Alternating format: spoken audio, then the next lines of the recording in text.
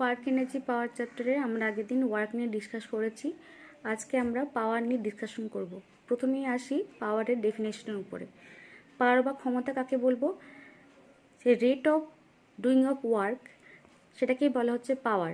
মানে 1 সেকেন্ডে যতটা ওয়ার্ক ডান করা হচ্ছে সেটাকেই বলবো আমরা হচ্ছে পাওয়ার। তার মানে power equal to work by time.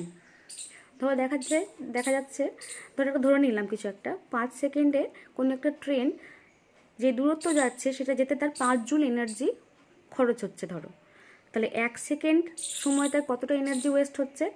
5/5, তার মানে 1 জুল। তার মানে ট্রেনটার কতটা পাওয়ার আছে, প্রত্যেক সেকেন্ডে কতটা পাওয়ার নষ্ট হচ্ছে? 1 জুল পার সেকেন্ড করে। ঠিক আছে, এটাই হচ্ছে পাওয়ার। নেক্সট আসছি power in terms of force and velocity.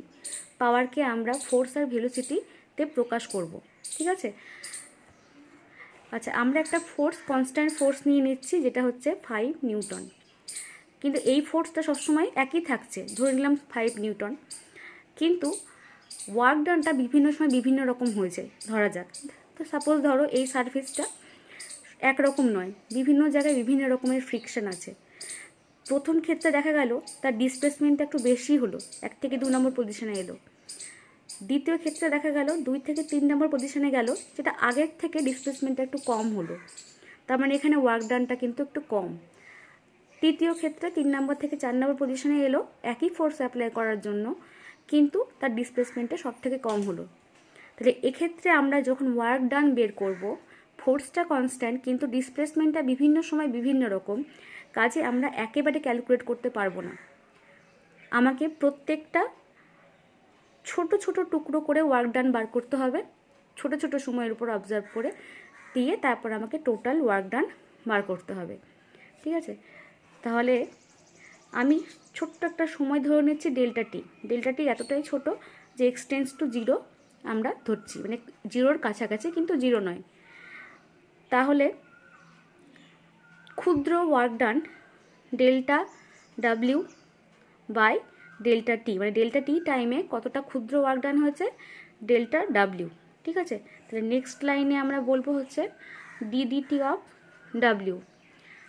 এবার ডিডিটি অফ ডাব্লিউ বা ওয়ার্ক ডান মানে আমরা জানি কি force vector dot displacement vector. ঠিক আছে, এবার ফোর্স ভেক্টর যেহেতু কনস্ট্যান্ট তাই এর উপর ডিডিটি অপারেটর কাজ করবে না, এটা বাইরে বেরিয়ে আসবে। আর ফোর্সটা চেঞ্জেবল হলে পরে তোমার ডিডিটি অপারেটরের উপরে কাজ করতো। এবার ডিডিটি অপারেটর শুধু কার উপর কাজ করবে? ডিসপ্লেসমেন্ট, কারণ ডিসপ্লেসমেন্টটা কিন্তু হচ্ছে ভেরিয়েবল এক্ষেত্রে। ঠিক আছে, সব ক্ষেত্রে এক কথা বলা হচ্ছে না, পার্টিকুলার এক্ষেত্রে ডিসপ্লেসমেন্টটা হচ্ছে ভেরিয়েবল, কাজেই ডিডিটি অফ এস আমাদের হবে, মানে ডিসপ্লেসমেন্টটা ভেরিয়েবল রেটে হচ্ছে। এবার ডিএসডিটি মানে কি? ডিসপ্লেসমেন্ট বাই টাইম, তার মানে এটা হচ্ছে ভেলোসিটি। তার মানে ইনস্ট্যান্টেনিয়াস পাওয়ার, মানে তাৎক্ষণিক যে পাওয়ার, এই ক্ষুদ্র ক্ষুদ্র সময়ের উপরে অবজার্ভ করলে তাৎক্ষণিক যে পাওয়ার, সেটা সমান আমরা পাবো কি, যদি কনস্ট্যান্ট ফোর্স অ্যাপ্লাই করা হয় সেই ফোর্স ভেক্টর ডট সেই তাৎক্ষণিক ভেলোসিটি ভেক্টর দিয়ে যদি আমরা গুণ করি। ঠিক আছে, এবার আসো দেখা যাক যে এটা কিন্তু ডট প্রোডাক্ট দুটো ভেক্টরের, ফোর্সটাও ভেক্টর আর ভেলোসিটিটাও ভেক্টর। ঠিক আছে, দুটো ভেক্টরের যদি ডট প্রোডাক্ট করা হয় তাহলে কিন্তু সেটা রেজাল্ট একটা স্কেলার হয়, কাজেই পাওয়ার কিন্তু স্কেলার রাশি। ঠিক আছে, স্কেলার কোয়ান্টিটি। এরপরে আসছে ডাইমেনশন। Dimension of power. পাওয়ারের ডাইমেনশন কীভাবে নির্ণয় করব? পাওয়ারের ডাইমেনশন সমান ওয়ার্কের ডাইমেনশন বাই টাইমের ডাইমেনশন লিখতে হবে।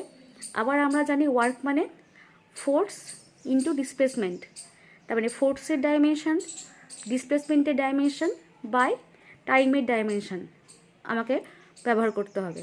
এই ফোর্সের ডাইমেনশন আমরা জানি মাস লেন্থ T⁻²।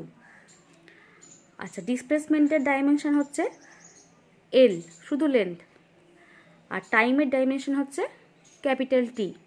ঠিক আছে, তাহলে ওপরে থাকছে এম এর পাওয়ার 1, এল দুটো থাকছে তাই L² টি টু দি পাওয়ার এখানে -2 আছে, নিচে একটা টি দিয়ে ভাগ আছে, তাহলে এর পাওয়ার হচ্ছে টি টু দি পাওয়ার -3। কাজেই তোমার পাওয়ারের যে ডাইমেনশন সেটা হলো ml² টি টু দি পাওয়ার -3। এরপর আসছি ইউনিটে। এসআই ইউনিট অফ পাওয়ার কি? এসআই ইউনিট অফ পাওয়ার হচ্ছে ওয়াট, বা এটাকে আরেকটা অন্যভাবে বলা যায় জুল পার সেকেন্ড। এটাকে আমরা বলি হচ্ছে ওয়াট। জুল পার সেকেন্ডকে ওয়াট বলা হয়। সিজিএস পদ্ধতিতে একক হচ্ছে আর্ক পার সেকেন্ড। এফপিএস পদ্ধতিতে ইউনিট হচ্ছে ফুট পাউন্ডাল পার সেকেন্ড। ঠিক আছে, এইগুলো হচ্ছে এই তিনটে যে সিস্টেম সিজিএস, এসআই এবং এফপিএস, সেই তিনটে সিস্টেমে এগুলোর ইউনিট। আচ্ছা, এবার একটা প্র্যাকটিক্যাল ইউনিট আসা যাক। এই প্র্যাকটিক্যাল ইউনিটটা আমরা আমাদের কার্যক্ষেত্রে বা কোনো ব্যবহারিক ক্ষেত্রে কাজে লাগিয়ে থাকি। এটা কোনো এসআই বা সিজিএস বা এফপিএস পদ্ধতির কোনো ইউনিট নয়। ঠিক আছে, এই প্র্যাকটিক্যাল ইউনিট অফ পাওয়ার হচ্ছে হর্স পাওয়ার। 1 হর্স পাওয়ার মানে কত?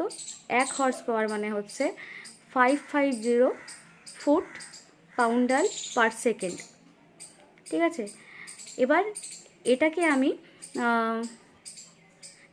লাস্ট ওয়াটে আমি কনভার্ট করব। ঠিক আছে, ওয়াটে কনভার্ট করতে গেলে আমাকে কী করতে হবে? আমরা জানি 1 ফুট সমান 30.48 সেন্টিমিটার, 1 পাউন্ডাল সমান 453.6 গ্রাম। এই মানগুলো বসালাম। তাহলে নেক্সট লাইনে 550, 30.48, 453.6, এই তিনটে গুণ, এটার ইউনিটটা কি হয়ে গেল? আর ফুট পাউন্ডাল পার সেকেন্ড থাকলো না, এটা গ্রাম সেন্টিমিটার সেকেন্ড ইনভার্স হয়ে গেল। ঠিক আছে, আচ্ছা, এটা কিন্তু হচ্ছে গ্র্যাভিটেশনাল ইউনিট।